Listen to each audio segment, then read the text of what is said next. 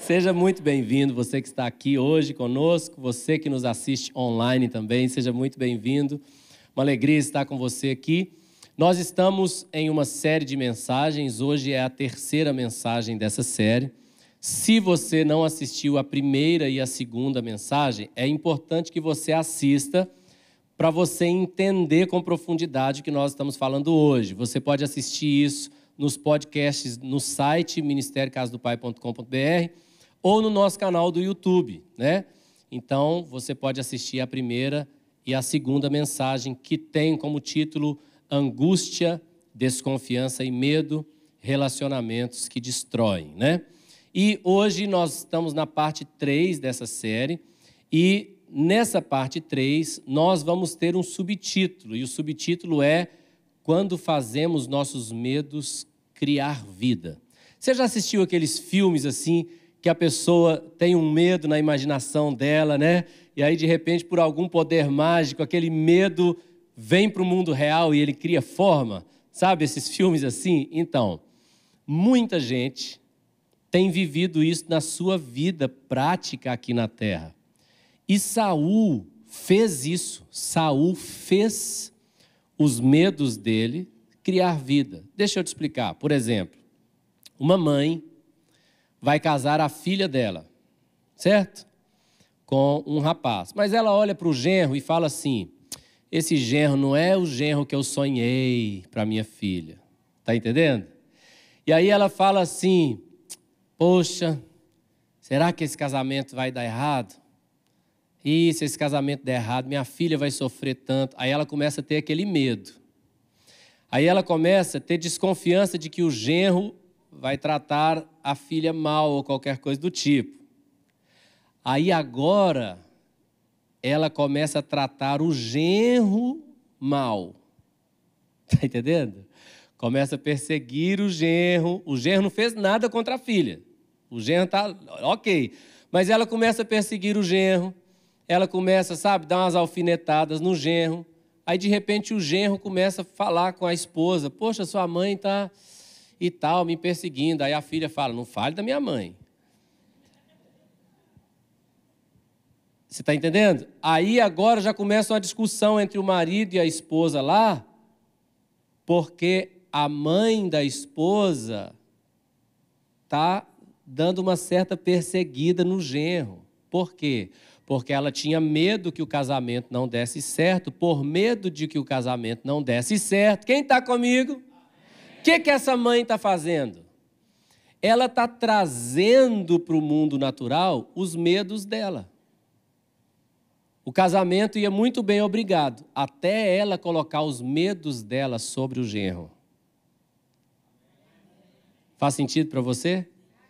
Isso acontece demais. Então nós vamos continuar hoje estudando um pouco mais da vida de Saul. E eu quero mostrar para vocês aqui 3 histórias de Saul. As 2 primeiras histórias é quando Davi provou totalmente a inocência dele diante do rei Saul. Ele provou totalmente que ele não fazia nada contra o rei Saul. Bom, a primeira história é até um pouco engraçada.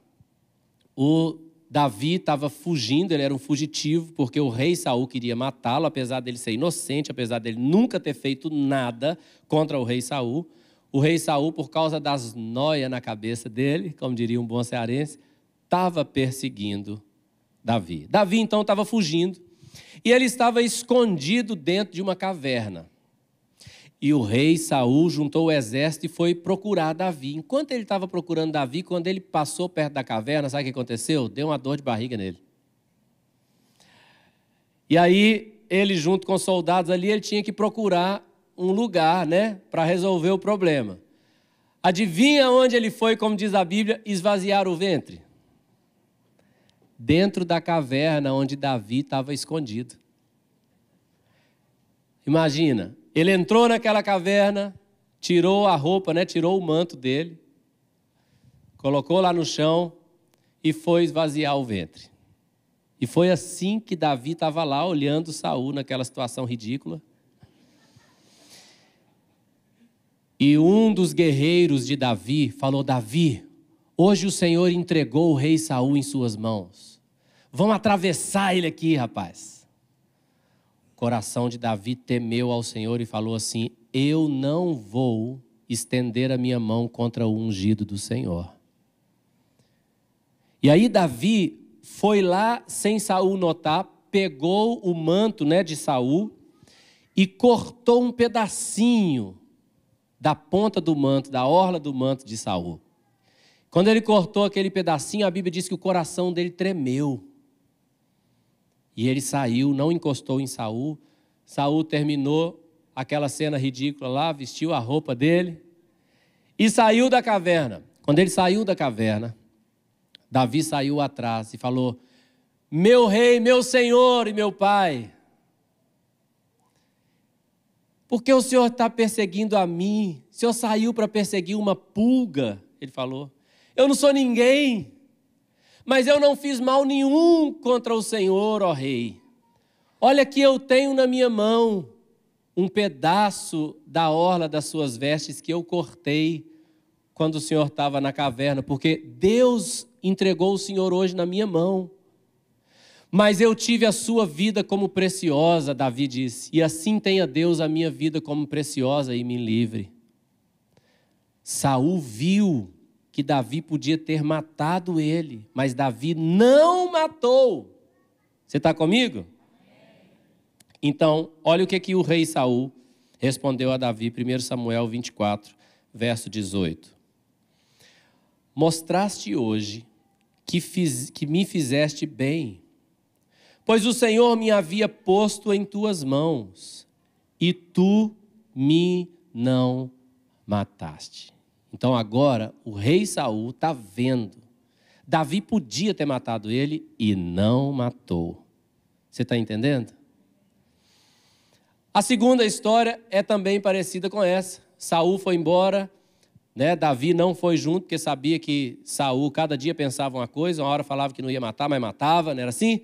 Então Saul já sabia que não podia, Davi já sabia que não podia ficar perto de Saul, então Davi continuou fugindo. Davi vivia como um fugitivo, fugindo do rei. Mas aconteceu então que Davi soube que Saul, o rei, estava perseguindo ele, e estava acampado com os guerreiros dele em um lugar lá.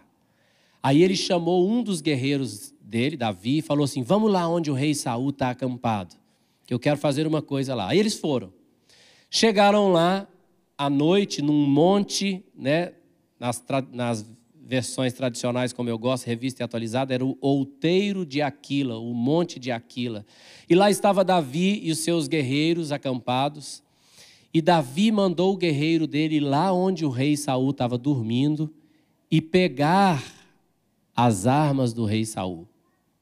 E ele foi lá, o rei Saul estava dormindo, pegou as armas do rei Saul caladinho, saiu do meio do exército, subiu lá a montanha onde Davi estava.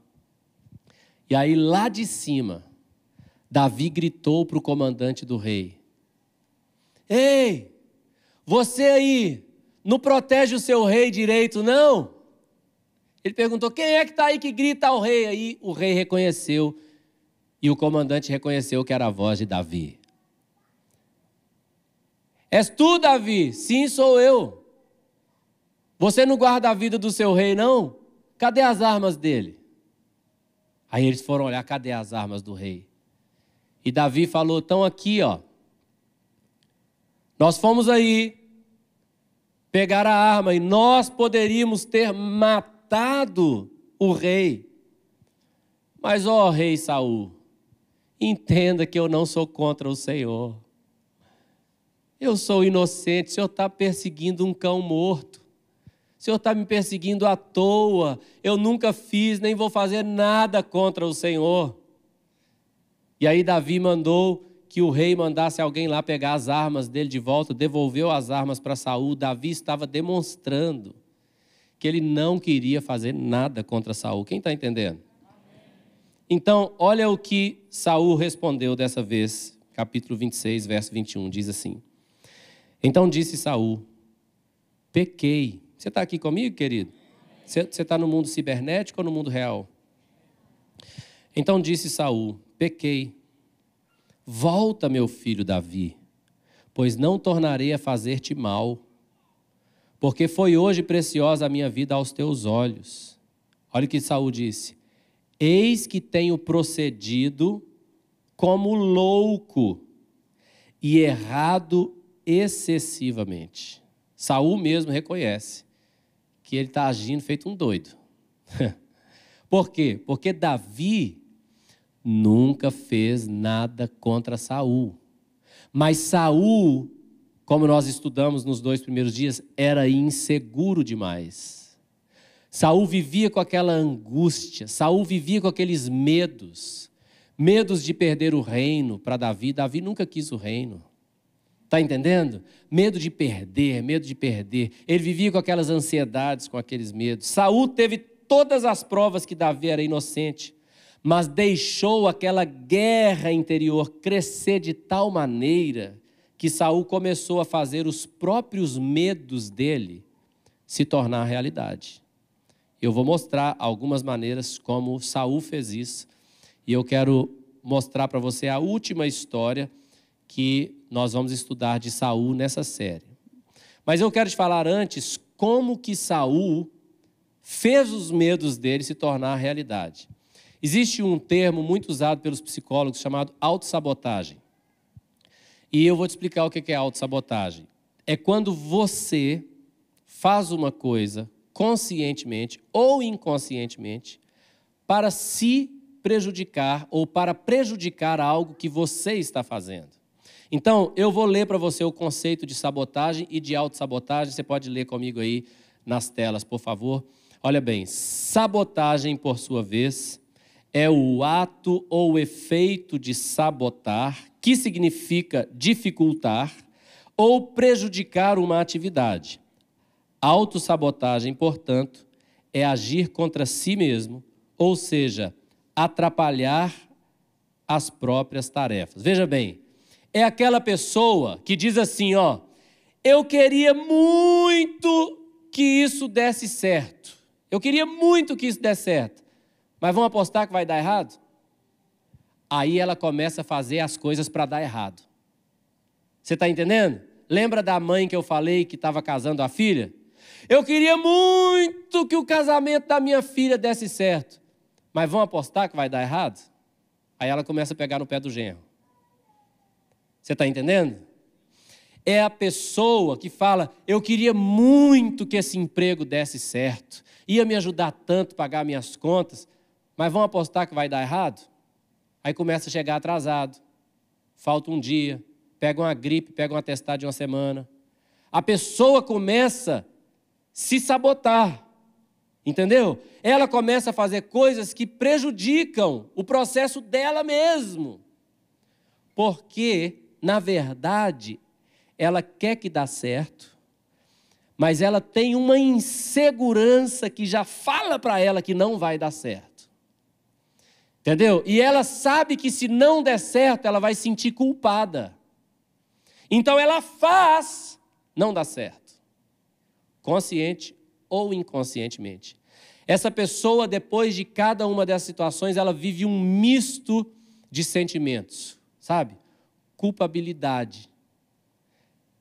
Ela vive sentimentos como vitimização, né? Sentimentos como medo, estresse e frustração, desmotivação, sentimentos de vingança. Isso aqui é a descrição de Saul. Agora, nessa última história que nós vamos estudar de Saul, você vai entender como Saul se sabotava. Eu já mostrei outros exemplos nos 2 primeiros dias, mas olha isso aqui, ó. 1 Samuel 28, versos 5 e 6, diz assim: vendo Saul o acampamento dos filisteus, foi o quê? Foi tomado de medo e muito se estremeceu o coração. Veja bem que Saul, gente, várias vezes, você está aqui? Você está aqui? Você está aqui?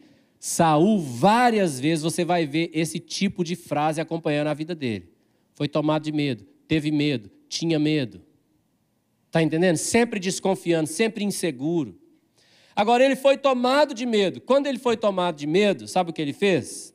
Olha que interessante. Versículo 6. Consultou Saul ao Senhor, porém o Senhor não lhe respondeu nem por sonhos, nem por Urim, nem por profetas. Tudo que se sabia da maneira de buscar Deus, Saul tentou, Deus não falou com ele. Isso me lembra muito uma frase que o pastor que foi meu discipulador a vida toda, antes de ser o pastor Eibe, era o pastor na igreja onde eu nasci, né, que era liderado do pastor Eibe também. O pastor Emílio faleceu ano passado, aos 84 anos de idade, foi meu pastor desde que eu nasci. Então, ele falava uma coisa que eu gosto demais. Ele falava assim: Deus não tem compromisso com homem nenhum. Deus tem compromisso com a sua palavra. Todo homem que andar na sua palavra está debaixo do compromisso de Deus. Todo mundo que abandonar a sua palavra, Deus não tem compromisso com homem nenhum. Deus tem compromisso com a sua palavra. Então, Saul se pegou em grande medo e aí foi buscar a Deus. Mas nós vimos aqui semana passada, Saul nem considerava que Deus era o Deus dele. Você lembra o que ele falou com Samuel? Samuel, vamos voltar para adorar o teu Deus. Saul não tinha temor de Deus. Quando ele foi confrontado por Samuel, ele não falou assim: oh, pequei, Senhor, me perdoe. Ele não falou, ele falou: pequei, Samuel, mas vem me honrar diante dos anciãos do meu povo e diante de Israel. Volta comigo e vamos adorar ao teu Deus. Nem era o Deus dele. Ele nem tinha temor de Deus, nem se importava com Deus, nem cumpria os mandamentos de Deus. Mas na hora do aperto, né? Aqui não tem ninguém assim não, mas Saul era assim. Estava nem aí para Deus, na hora do aperto procurava Deus. Estava nem aí para Deus, mas na hora que a situação apertava, ele buscava a Deus. Eu sei que aqui ninguém nunca faz isso, mas Saul fazia. Mas aí o que acontecia? Ele foi buscar a Deus e Deus não respondeu. Você está entendendo? Aí o que Saul fez? Quer saber o que ele fez? Tá. Versículo 8, olha o que diz. Saul disfarçou-se, vestiu outras roupas e se foi, e com ele 2 homens. E de noite chegaram à mulher e lhe disse: peço-te que me adivinhes pela necromancia. Fala comigo, necromancia. E me faça subir aquele que eu te disser. Você sabe o que é necromancia? É a consulta dos mortos. Então, Saul foi até uma médium, certo? E foi através de uma médium tentar consultar os espíritos dos mortos para tentar saber a resposta do futuro. O que ia acontecer com ele? Você está entendendo o que eu estou dizendo? Só que é o seguinte, a necromancia, a mediunidade, era um pecado terrível, tão terrível que pela lei, quem praticasse a necromancia e a mediunidade devia ser morto. Entendeu? Devia ser morto. Por quê? Porque é um pecado de engano. Espíritos malignos, demônios se manifestam dizendo que são outras pessoas. O que é impossível, porque a Bíblia é bem claro: quem morreu dorme, está aguardando a ressurreição. Ao homem é dado morrer uma só vez, segue-se depois disso o juízo. Quem morreu não pode voltar aqui. Aí a pessoa fala assim: ué, mas esses espíritos malignos podem disfarçar até com a voz da minha avó? Ora, se a Bíblia diz que eles podem se disfarçar até de anjos de luz. Você está entendendo?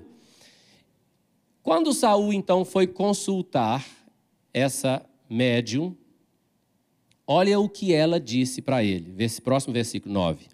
Respondeu-lhe a mulher: bem sabes o que fez Saul, como eliminou da terra os médiuns e adivinhos. Ela está falando sem saber que o cara com quem ela está falando era o rei Saul, você entendeu?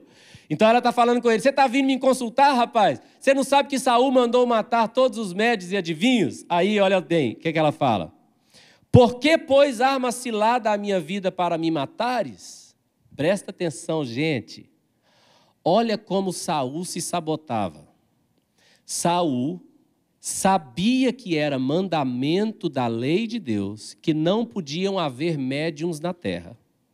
Ele sabia que a consulta através dos médiuns, a necromancia, era um pecado que gerava morte. E havia todo tipo de problema que iria acontecer para aquela pessoa que praticasse tal coisa. Saul sabia tanto disso que ele mandou matar, como a lei mandava, todos os médios necromantes e adivinhos. Certo? Então ele já sabia, porque o Senhor já tinha falado, quem consultar vai ter problema. Tá certo? Aí o que ele faz? Ele vai lá e consulta. Quem consultar vai ter problema, né? Vai, pois é, então eu vou lá consultar. Saul sabia, Deus jamais escolheria ter em Israel um rei que pratica necromancia. Quem está comigo? Mas esse homem que tinha tanto medo de perder o reino e sabia que quem consultasse pela necromancia seria rejeitado, esse homem vai lá então consultar pela necromancia, provocando a perca do reino. Você está entendendo o que eu estou dizendo? Muito interessante isso aqui. Olha bem, ele então falou com aquela mulher assim, ó, eu quero que você faça subir Samuel. Quem é Samuel? Samuel era aquele profeta irrepreensível que julgou Israel por tantos anos, servindo fielmente ao Senhor. E Samuel tinha morrido. Então, a médium vai lá então, e ela fala assim, eu estou vendo subir um espírito da terra. Tá certo? Quando ela fala isso, Saul perguntou no versículo 14, olha bem o que Saul perguntou. Perguntou ele, como é a sua figura? Ou seja, como que esse espírito se parece? Antes de continuar lendo o versículo, me responde isso. Por que Saul perguntou para a médium como era a aparência do espírito? Alguém responde? Por que ele perguntaria? Porque ele não estava vendo. Porque se ele estivesse vendo, ele não precisava perguntar. Então, a médium é que disse para ele, eu estou vendo. Ele não estava vendo nada. Aí ele pergunta para ela, como que ele é? Como que é a sua aparência? Como é a sua figura? Aí ela respondeu, vem subindo um ancião. Ela está falando com ele porque ele não está vendo. Ela que está dizendo, vem subindo um ancião e está envolto numa capa. Olha bem, entendendo Saul que era Samuel, você está entendendo? Saul não viu nada, Saul não viu coisa alguma. A médium que disse para ele que ela viu que subia um espírito, você está entendendo? Que era como um ancião envolto numa capa. Ele entendeu que era Samuel. Ele entendeu, a Bíblia não diz que era Samuel, a Bíblia diz que ele entendeu o que era. E aí o que ele faz? Ele se prostra, ele se inclina com o rosto em terra. Diante de quem? Diante da médium. Diante da necromante. Ele se inclina e se prostra com o rosto em terra. E de um espírito que ele não viu, que ele não sabe quem é, que ele entendeu, achou que era. Você está entendendo o que eu estou dizendo? Aí agora, esse espírito começa a conversar com Saul. E Saul começa a conversar com esse espírito como se fosse Samuel. Está entendendo o que eu estou dizendo? E o que esse Samuel, que não era Samuel, e daqui a pouco eu vou te mostrar por que não era Samuel. Bom, tem um recheio de base bíblica para não ser Samuel, mas antes disso eu vou abrir um parênteses para dizer o seguinte, esse texto é o texto teologicamente mais discutido do planeta Terra, sem a menor dúvida, fecha parênteses. Mas eu vou te mostrar já já por que não era Samuel. Tem muitas outras bases bíblicas, como a proibição da necromancia e assim por diante, mas tem outro texto muito chave que eu vou te mostrar já já. Mas esse suposto Samuel, então falou com Saul assim, o Senhor vai entregar você, todos os seus filhos, e todo Israel na mão dos filisteus, do inimigo. E amanhã você e todos os seus filhos vai estar comigo. Ou seja, vai morrer. Né? Porque se aquele espírito era Samuel e está falando, você vai estar comigo, eu estou morto, então você vai morrer. Amanhã você e todos os seus filhos vão estar mortos. E todo Israel entregue nas mãos dos filisteus. O que aconteceu com Saul? Olha o que aconteceu com Saul quando ele ouviu isso. Olha aí, versículo 20. De súbito caiu Saul estendido por terra. Lê comigo em voz alta.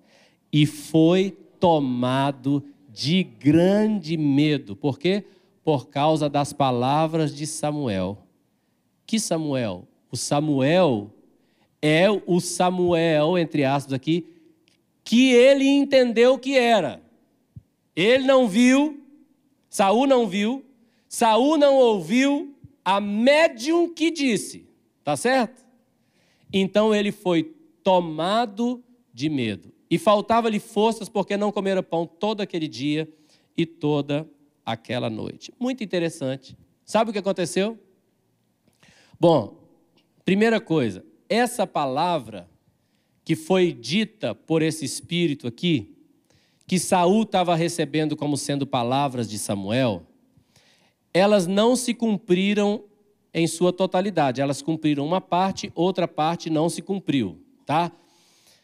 Mas o seguinte, a parte que se cumpriu, não se cumpriu porque aquela era uma predição verdadeira. A parte que se cumpriu porque Saul fez se cumprir. E eu vou te mostrar e te explicar. Presta bem atenção, vamos supor que a gente fosse um exército. Um inimigo vai ali e se prepara para uma batalha contra nós. O que nós temos que fazer? Nos preparar para a batalha. Não é assim? No caso de Israel, se Saul confiasse um pouco mais, ele já deveria saber. Deus não precisa de armas. Deus não precisa de um grande exército. Deus só precisa de um povo que confie nele. Você lembra da guerra de Gideão e os seus 300 homens contra 120 mil do inimigo? 300 contra 120 mil. E quais eram as armas dos 300 de Gideão? Um pote e uma tocha.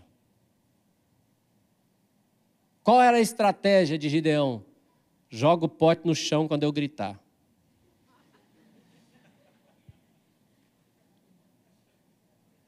Confiantes em Deus, fizeram segundo a palavra de Deus, aqueles 300 ridículos.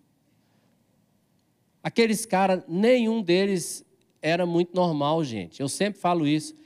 Eles foram separados assim, ó. O Senhor falou com Gideão, põe eles aí para beber água. O que abaixar e beber água, você manda embora. Quem pegar água com a mão e lamber, esse vai ficar com você. Agora fala sério, quem aqui bebe água lambendo? Como é que você ia se sentir se eu falar, gente, vou parar de pegar aqui e vou beber um pouquinho d'água? Aí eu derramo a água na minha mão aqui. No mínimo você ia falar, cara, eu tenho que trocar de igreja. Esse pastor tem problema. Pois é, os 300 de Gideão, foram 300 que pegaram água com a mão e lamberam. Quem bebe lambendo é cachorro, gato. Foram esses 300 que ganharam a guerra. Saul sabia disso. Saul tinha história o suficiente para saber que Deus não precisa de um grande exército, nem de grandes armas, ele só precisa de gente que tenha fé nele. Mas Saul não teve nada disso. Nada disso. Então Saul, ao invés de preparar, no mínimo, ele devia ter ouvido o Senhor, mas como não ouviu, vamos pelo menos preparar o exército, tá bom? Põe a infantaria aqui e tal, põe os arqueiros ali, põe a cavalaria ali e vamos preparar para a guerra. Ele não preparou, ele ficou quieto, travado pelo medo e olhando o inimigo avançar. O inimigo não tirou a vida de Saul. Sabe o que aconteceu? Vamos ler. Capítulo 31, verso 4. Olha o que aconteceu. Então disse Saul ao seu escudeiro, arranca a tua espada e atravessa-me com ela, para que porventura não venham estes incircuncisos e me traspassem e escarneçam de mim. Porém o seu escudeiro não quis, porque temia muito. Então Saul tomou da espada e se lançou sobre ela. Saul tirou a própria vida. Ele acreditou na palavra que a médium disse para ele. Foi tomado de medo. Foi paralisado pelo medo. E falou, vou morrer. É certo que eu vou morrer. Eu não quero morrer. Eu estou com medo de morrer. Eu não quero morrer. Clac!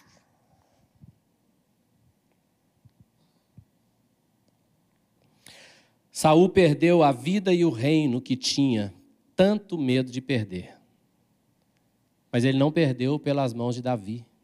Ele perdeu pelas próprias mãos. Foram as próprias mãos de Saul que tiraram sua vida, que entregaram o reino. Os medos, as angústias de Saul fizeram tanta confusão na cabeça dele. Ele deixou aquilo crescer de tal forma que agora as suas atitudes eram guiadas pelos seus medos. E através disso, Saul fez que os seus medos ganhassem vida. Você está aqui? 1 Crônicas 10, 13 é um texto muito chave para essa história que nós estamos estudando. Porque diz assim, verso 13 e 14. Assim morreu Saul, fala comigo, por causa da sua transgressão cometida contra o Senhor, por causa da palavra do Senhor que ele não guardara, e também porque interrogara e consultara uma necromante e não ao Senhor, que por isso o matou e transferiu o reino a Davi. Presta atenção no que eu vou te falar. O Senhor está nos falando aqui que Saul perdeu a sua vida, e um dos motivos é porque ele consultou uma necromante e não o Senhor. Fala comigo, consultar a necromante é consultar não ao Senhor. Não foi o Senhor que falou com Saul através da necromancia. Porque Deus não pratica o que ele condena. Não foi Samuel que falou com Saul. Primeiro lugar, porque quem morreu está aguardando ressurreição quando Cristo vier. Segundo lugar, quem morreu não pode voltar aqui em nenhuma hipótese. A Bíblia é clara a respeito disso. Agora, se essas duas primeiras coisas que eu falei não existissem e os mortos, mesmo assim, pudessem voltar, Samuel nunca voltaria para falar com Saul algo que não fosse da parte de Deus. E Deus está deixando claro, não fui eu quem falei com Saul. Saul consultou uma necromante e não ao Senhor. Está comigo? Então fala comigo, Saul consultou uma necromante e não ao Senhor. Amém, querido? Então a insegurança fez de Saul uma pessoa desconfiada, medrosa, que acabou em um nível de angústia tão forte que deu à luz aos próprios medos e tirou a própria vida. A autossabotagem de Saul deu vida aos seus próprios medos. Agora, o remédio da semana passada foi entregar o controle ao Senhor. Você lembra? Lembra ou não? Bom, se nós queremos experimentar a vida de Deus, a paz de Deus, nós devemos parar de ir contra a palavra de Deus para obter resultados do nosso jeito. Vou falar de novo. Se nós queremos experimentar a vida de Deus e a paz de Deus, nós devemos parar de ir contra o Senhor para querer obter resultados do nosso jeito. Nós precisamos aprender a confiar que Deus é Deus. Nós devemos parar, querido, de brigar com Deus. Por quê, querido? Porque o reino de Deus é o contrário do reino das trevas, do reino do mundo. Por isso a Bíblia diz que nós não somos deste mundo mais, amém? É bem simples. O exemplo mais simples que eu posso te dar é esse aqui, ó. Se você quiser ter muito, muito dinheiro, o que você tem que fazer? Juntar, juntar, juntar, não é assim? Pois é, no reino de Deus não. Se você quiser ter muito dinheiro, você tem que dar, dar, dar. Está vendo que é o oposto? No mundo você junta, junta, junta para ter. No reino você dá, dá, dá para ter. É totalmente diferente. São dois princípios diferentes. Nós devemos saber em quem confiar e a quem ouvir. E sobre isso eu amo demais Isaías 45, de 9 a 12. Olha o que diz esse texto. Ai daquele que contende com o seu Criador e não passa de um caco de barro entre outros cacos. Acaso dirá o barro ao que lhe dá forma, o que fazes? Ou, a tua obra não tem alças? Está entendendo o que ele está falando aqui? Tem o barro e tem o oleiro. E ele está falando aqui, por acaso, aquele vaso que foi feito lá, ele vai olhar para o oleiro que fez o vaso e vai falar assim, ei, está faltando uma alça aqui, você fez errado. Agora, o Senhor colocou o homem de uma maneira tão pequena que ele nem chamou de vaso, ele chamou de caco. É tipo depois que o vaso quebra, o caco, entre outros cacos. Versículo 10 diz assim, ai daquele que diz ao pai, por que geras, ou à mulher, por que dás à luz? Olha o que o texto diz, assim diz o Senhor, o Santo de Israel, aquele que o formou. Quereis acaso saber as coisas futuras? Quereis acaso saber as coisas futuras? Quereis dar ordem acerca dos meus filhos e acerca das minhas filhas? Eu fiz a terra e eu criei nela o homem.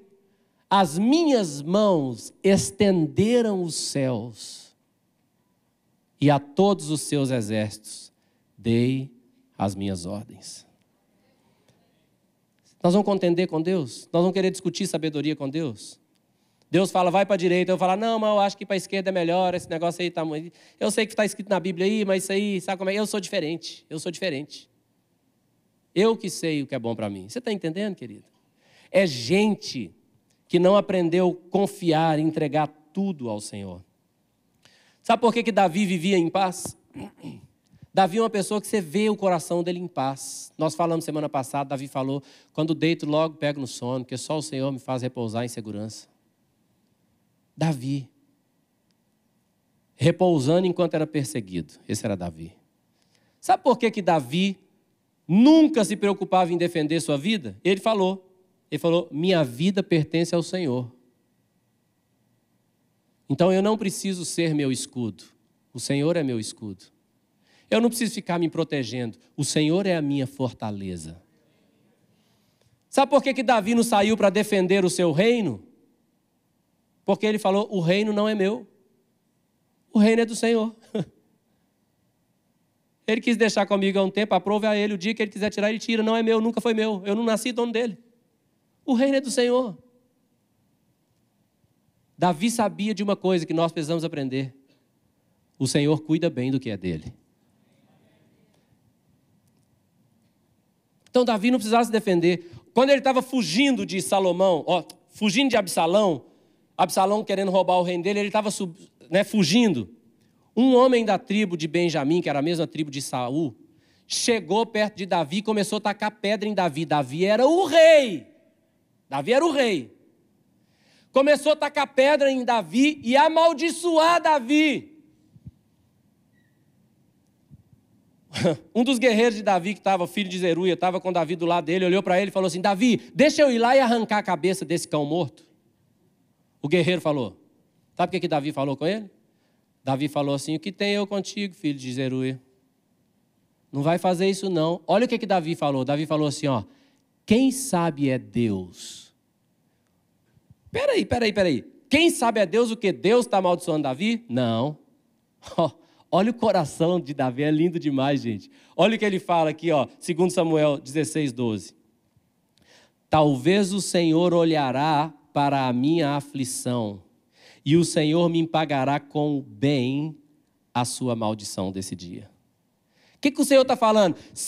Davi está falando, Simei está aqui me amaldiçoando, tacando pedra em mim, não faz nada com ele não, deixa ele. Eu vou ficar aqui sofrendo injustamente. Quem sabe o Senhor vai ver aqui minha angústia e sofrimento e Ele vai me abençoar por causa disso. Minha vida não é minha, é dele. Ele a defende. O reino não é meu, é dele.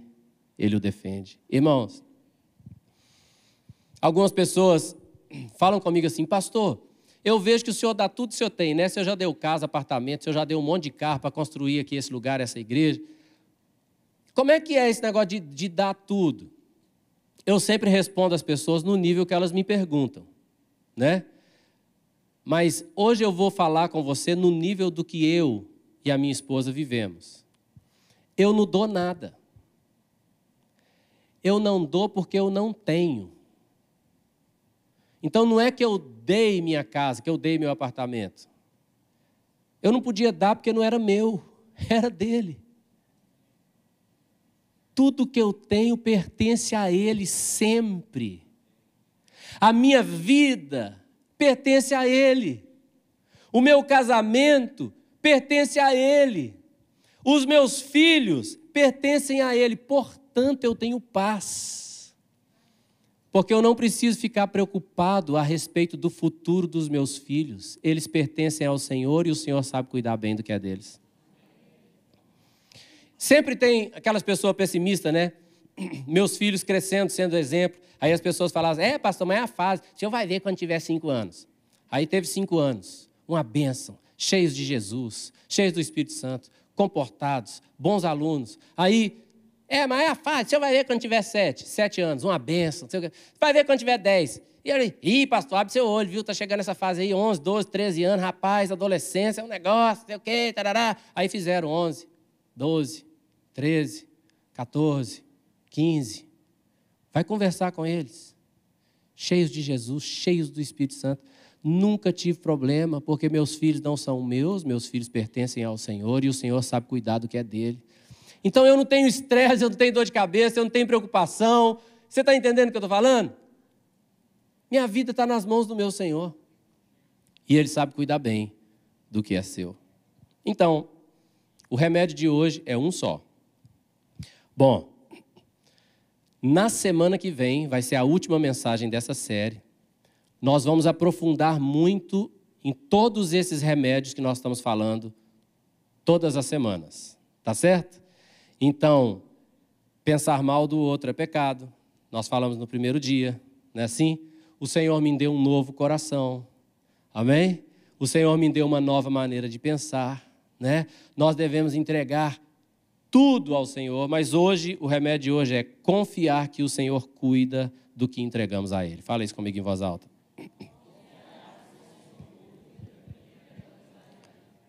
Qual é a vantagem de entregar tudo ao Senhor? Qual é a vantagem? É que você vai ter paz, filho. Quando você entrega ao Senhor, você sabe que Ele está cuidando. Esse era o problema de Saul. Saul achava que ele tinha que manter o reino na sua força, na sua sabedoria, que ele tinha que ganhar a guerra na sua força, na sua sabedoria, que ele tinha que ser melhor do que Davi. Davi não podia ser melhor do que ele. Meu irmão, eu não tenho que ser o melhor dessa igreja, não. Tomara que tenha muita gente aqui melhor do que eu, mais santo do que eu, que saiba a palavra mais do que eu, mais ungido do que eu. Que tenham muitos. Porque eu estou aqui não é pela minha sabedoria, eu estou aqui porque Deus me mandou, Deus me pediu, eu fundei essa igreja para a glória dele. Eu nunca vou ser melhor do que ninguém. Eu tenho descanso, tenho paz. Quero que você tenha essa mesma paz, confiando que se tudo estiver nas mãos dele, ele cuida. Olha o que Davi disse, Salmo 39, verso 14 a 16, olha que lindo. Graças te dou, visto que por modo assombrosamente maravilhoso me formastes. As tuas obras são admiráveis e a minha alma o sabe muito bem. Os meus ossos não te foram encobertos quando no oculto fui formado e entretecido como nas profundezas da terra. Os teus olhos me viram, substância ainda informe, e no teu livro foram escritos todos os meus dias, cada um deles escrito e determinado, quando nenhum deles havia ainda. Eu sei, Senhor, o Senhor sabe todas as coisas, o Senhor tem o melhor caminho para mim, eu quero andar no teu caminho, eu quero andar nessa história que o Senhor escreveu para mim. Sabe como Davi termina esse salmo, os últimos 2 versículos? Sonda-me, ó Deus, e conhece o meu coração. Prova-me e conhece os meus pensamentos. Vê se há em mim algum caminho mau e guia-me pelo caminho eterno.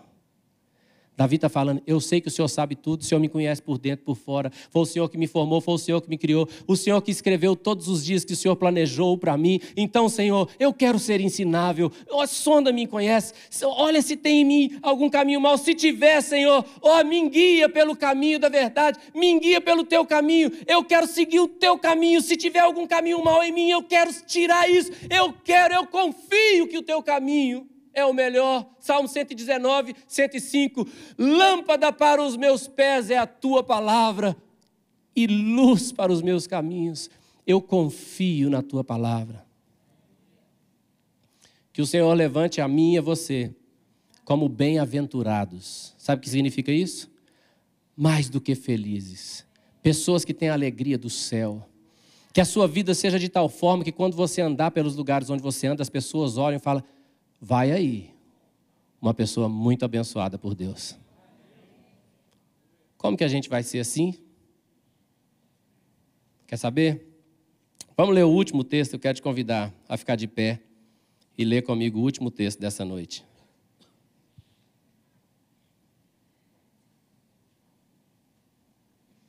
Bem-aventurado significa mais do que feliz, aquele que tem a bênção. Vamos ler em voz alta, Salmo 1, de 1 a 3, vamos lá? Bem-aventurado o homem que não anda no conselho dos ímpios, não se detém no caminho dos pecadores, nem se assenta na roda dos escarnecedores. Antes, o seu prazer está na lei do Senhor, e na sua lei medita de dia e de noite. Como que ele é? Ele é como árvore plantada junto à corrente de águas, que no devido tempo dá o seu fruto, e cuja folhagem não murcha. E tudo quanto ele faz será bem-sucedido.